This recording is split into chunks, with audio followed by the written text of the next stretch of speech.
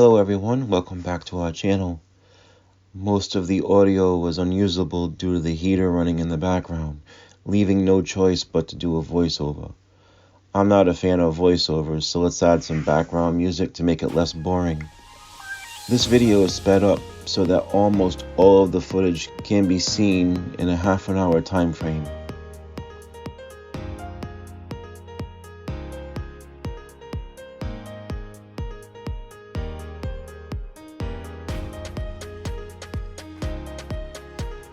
I bet many of you want to know what's going on. As many of you guys know from following us during the Woodstock loop video, while off camera, while riding the rally, I accidentally rested my foot on the shift lever. Since then, the bike never shifted properly and it would fall out of second gear. I'm sure dropping the bike during the filming of Woodstock loop and then again at Hodges Village didn't help either.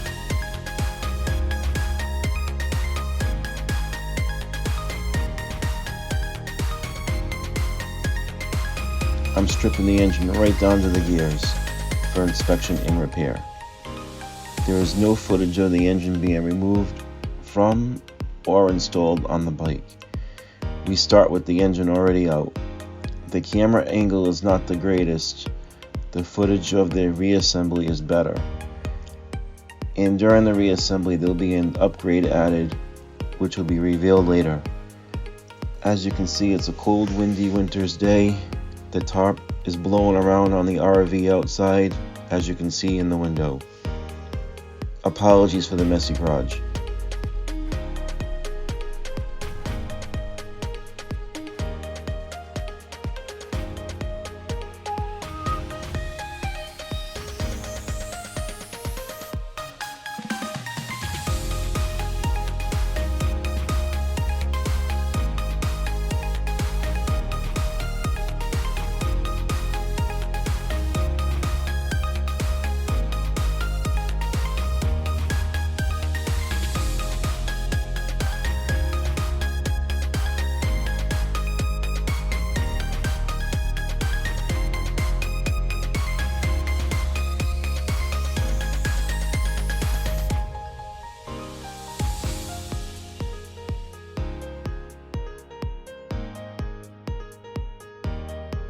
Here comes my brother in the background. He has something to say. Oh, never mind. He looks like he's really surprised that I actually pulled the engine apart. Sometimes you just gotta fix things yourself.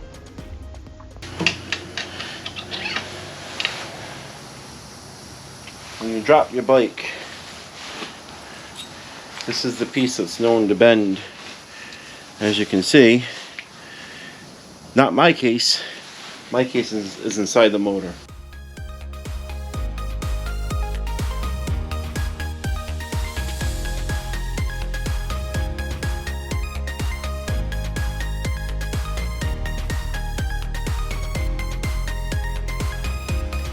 While removing the cylinder, the tricky part is trying not to break the chain guides.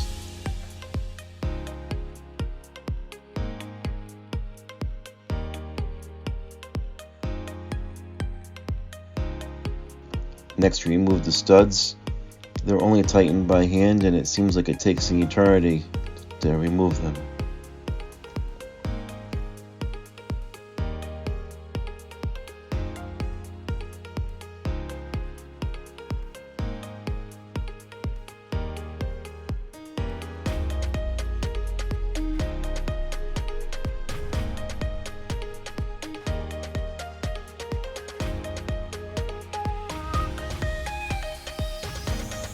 We're almost there. We remove the flywheel next. A tool is needed to separate it from the crankshaft. Thank you, eBay. Once removed, the 4 bolts that are hidden can be accessed, and when all the 8mm bolts around the case are removed, you can gently pry it open.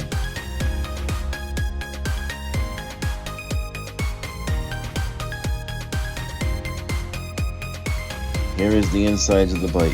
The gears are fine, looks like there's some scoring, and the forks are slightly bent. The naked eye can't see it. but they're bent just enough. The forks are bent just enough to cause the gears not to sit correctly while in second gear. Off camera, the residual RTV and the gaskets were cleaned off the motor. Next, add some oil to the gears. Let's install the new gears, the forks, and the shift cam.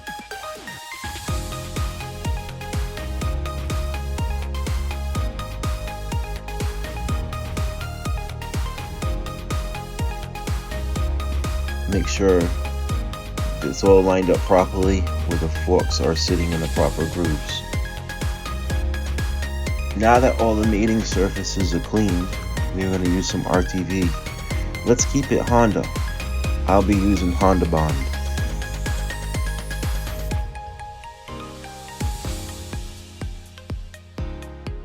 Apply it around the case, then smooth it out evenly. Any excess on the outside can be trimmed away after it cures.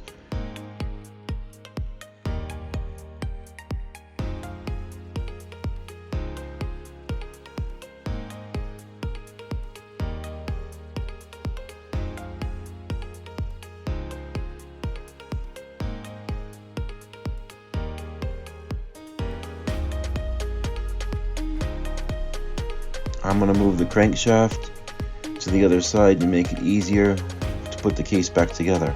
Next, add some oil to the crankshaft and the bearings.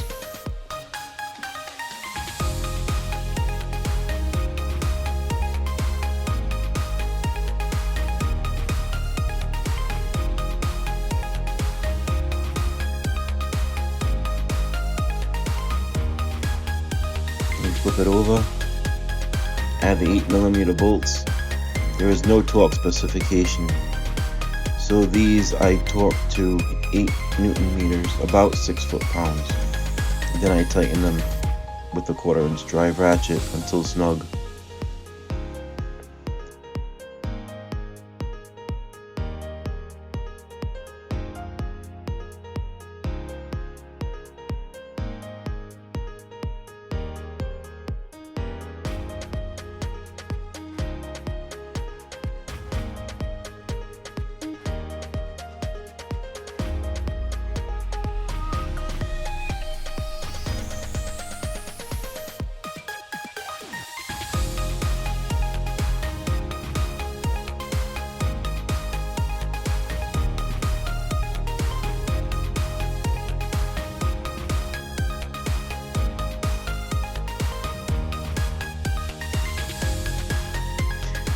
Moving to the flywheel next, that gets torqued down to 128 Newton meters, or about 94 foot-pounds.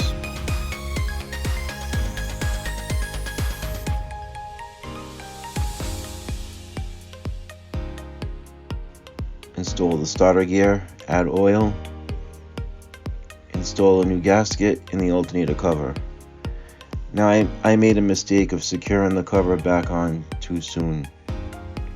I should have waited. I ended up taking it back off while off camera.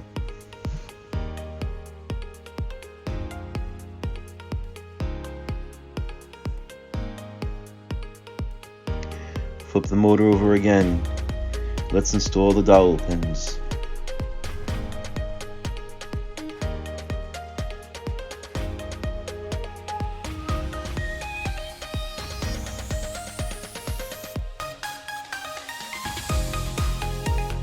Then the star gear on the shift cam.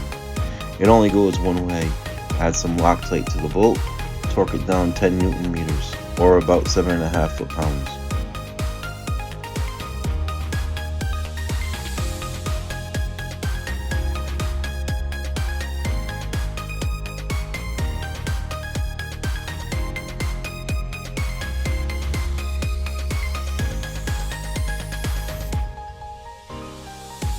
Now add the gears, one on the balancer shaft. Add the other to the crankshaft. Be sure to line the dots up.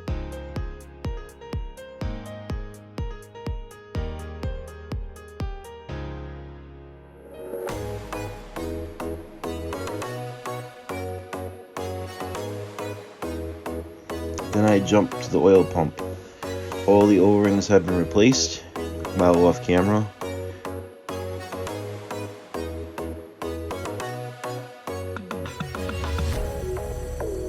Torque the balance of shaft nut to about 69 Newton meters, about 51 foot-pounds.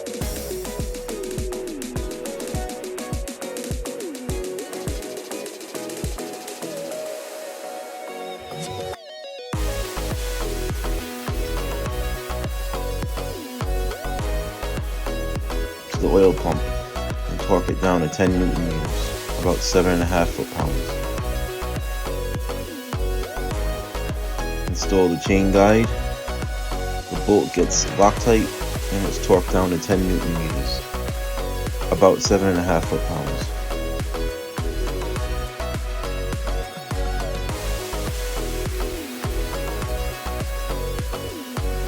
Bring the chain in from the top, put it around the gear, then slide the gear into place above the oil pump.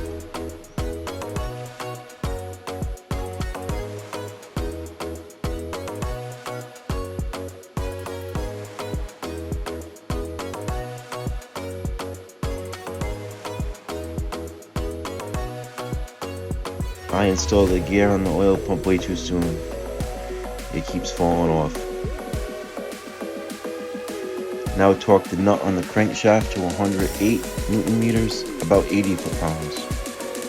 Let's move on to the clutch. The bike only has 3,100 miles on it. The clutch still looks new. It's going to go back in. Add some oil to the bearings on the primary gear. Install the clutch center. Add the judder springs, the clutch discs.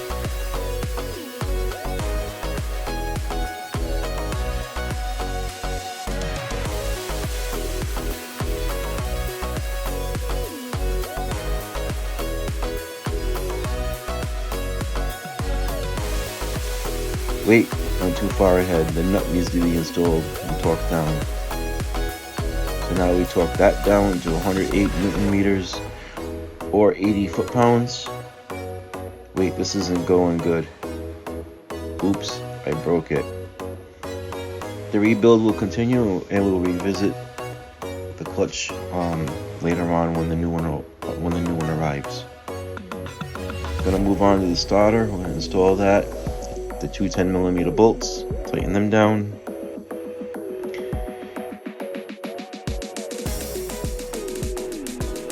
Now we're going to put the studs back in for the cylinder, add a little bit of oil to each hole, and then twist each stud until tight by hand. Feels like an eternity.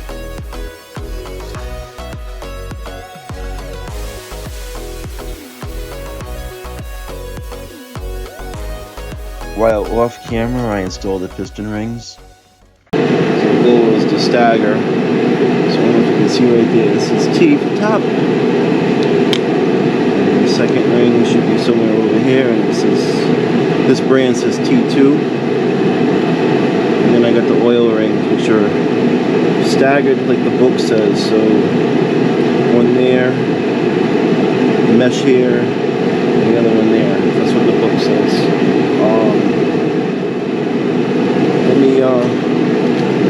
Because we don't want blow by. We want to make a seal. I'm gonna put one of the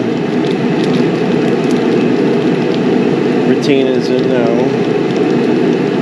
Oh my god, or snap ring, whatever you want to call them.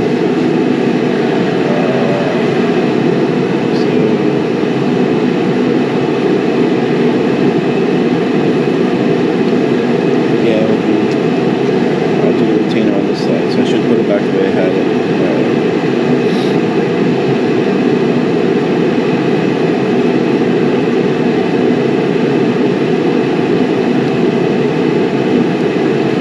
A lot easier without working with gloves.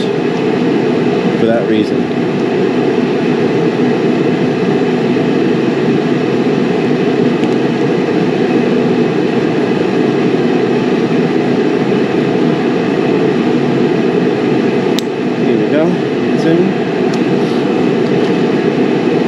So intake side bigger, exhaust side smaller. Make sure my rings are not messed up again. They do move inside the engine too. Alright. A bit of oil.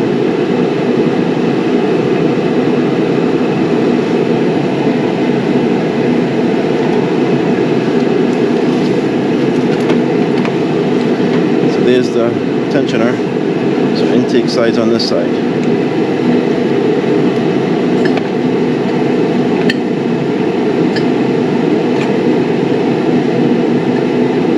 I kind of wish they made the cars you can squeeze them by hand like this.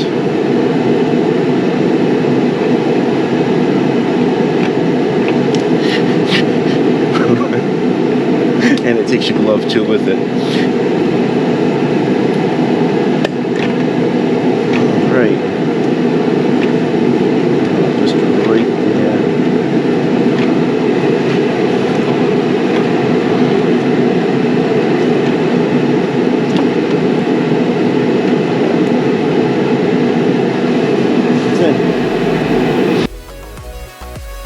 Now if you notice the piston looks new, it is. The Rally is going to get an upgrade. We're going to do the big bore kit from 550 Performance. So we oil the pin, slide it in, and then install the snap ring. It was a struggle to install the snap ring on the chain side of the piston, realizing that the snap ring should have gone on the chain side of the piston first, because the access to install the pin and snap ring is easier from the other side, the alternator side. The piston was pulled back out of the cylinder unintentionally. And once it was out, I finally attached it to the rod with the pin, both snap rings, and then the piston was installed back into the cylinder by squeezing the rings one by hand. As we're sliding the cylinder down, be careful not to break the chain guide.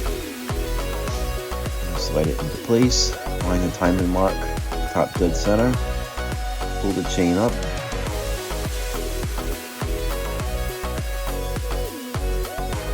install the second chain guide. This one sits between the head and the cylinder. Make sure it's in the groove.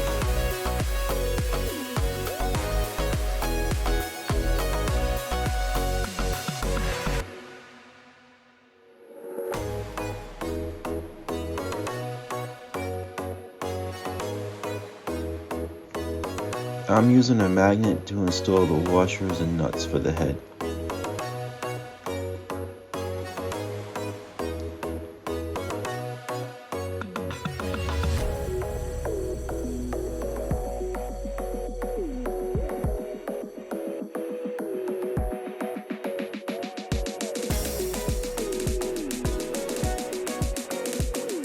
The nuts get torqued down to 45 Newton meters, about 33 foot-pounds. Do this in a crisscross pattern.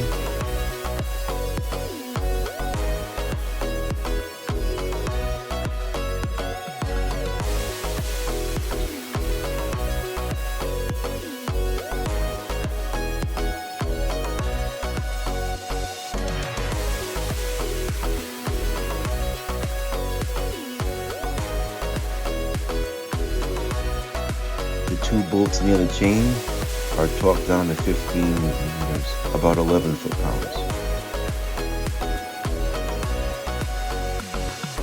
Now we install the cams. There should be some slack in the chain on the tensioner side. The dots on the camshaft, they both face up. Using the chain as a guide, you can count 15 pins between the dots. It was a little bit of a struggle to try to line everything up. If I had better footage, I would have used it.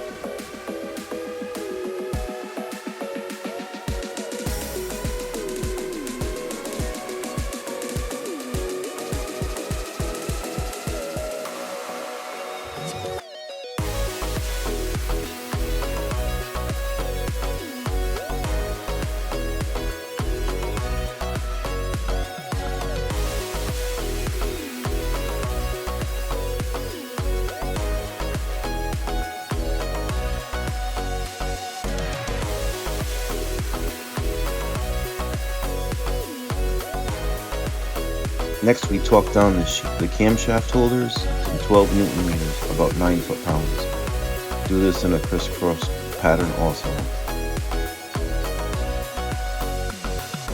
It's a good idea to spin the engine around a few times, make sure everything lines back up.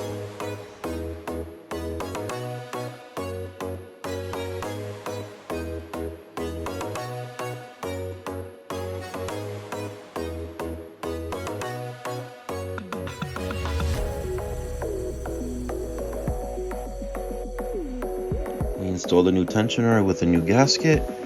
Set the tensioner with a small screwdriver. Install the top chain guide. And finally, a new gasket. Add some RTV where the half moons are. And then install the valve cover. Add new seals for the bolts. Torque them down to 10 Newton meters, about 7.5 foot-pounds.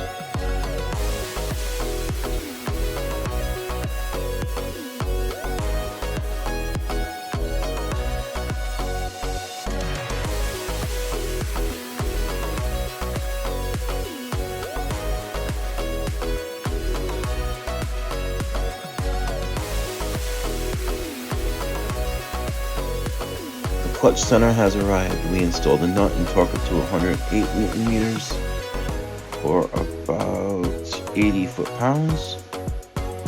It was a bit of a struggle again, but I got it.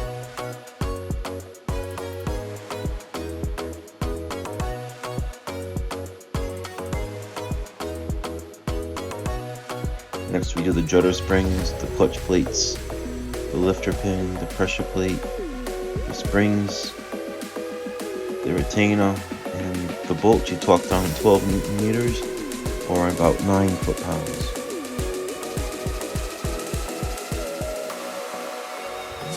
Install the shift shaft and then the gasket and then the cover.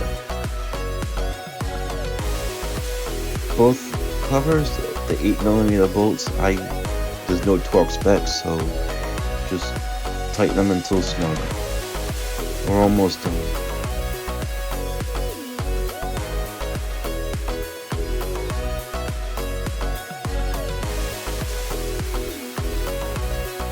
Install the coolant tube, replace the O-rings, and then finally the caps on the alternator cover. And there it is. Alrighty, here we go, running it for the very first time.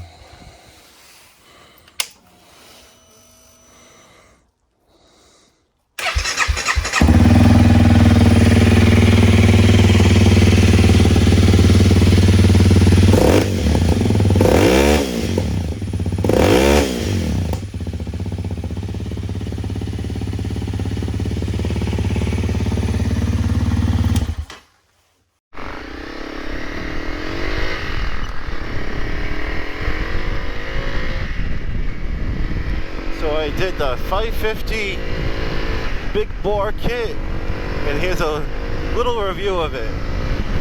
Wow, that's about it. Extra power. That's what the bike needed to wake it up. Alright, another point of reference too, don't do what I did.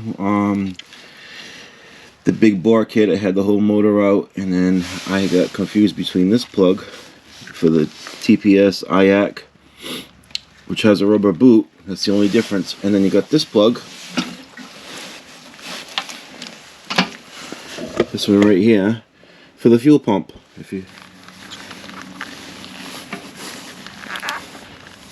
They look, and they actually have the same grooves. So I had an issue trying to run the bike for the first time. I had the wrong plug connected. Yeah, don't do that. Nothing happened. The bike runs.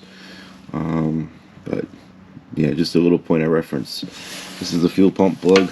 This is the IAC or throttle position sensor or whatever the hell that black box is in the throttle body. That's what that plug goes to. So we'll plug it in. Plug in this one first because it's a pain in the ass. And this one I'm going to wrap around.